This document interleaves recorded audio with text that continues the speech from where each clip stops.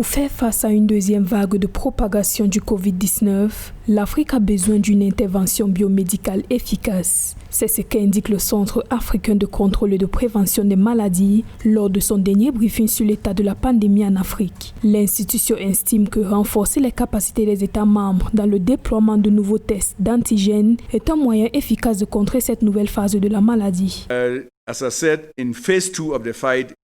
Pour cette deuxième phase de lutte contre la pandémie, nous devons combiner les mesures de santé publique et une intervention biomédicale très efficace. Nous devons non seulement sauver des vies, mais des économies. Nous appelons en effet à la coopération de la population afin de mieux mener le programme de sensibilisation. Nous renforcerons en partenariat avec l'OMS la préparation du vaccin anti-Covid-19 afin d'endiguer cette nouvelle phase de la pandémie.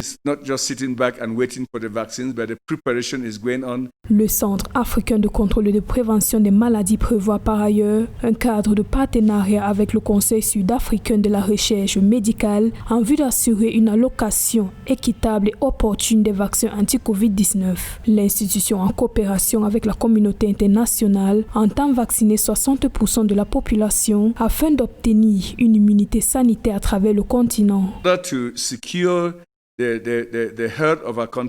Afin de protéger la santé des populations, sauver les économies et réintégrer les économies africaines dans l'économie mondiale, le déploiement des vaccins demeure indispensable. Nous sommes donc dans un tournant décisif de l'histoire du continent où l'absence de ces vaccins peut nuire au processus de développement.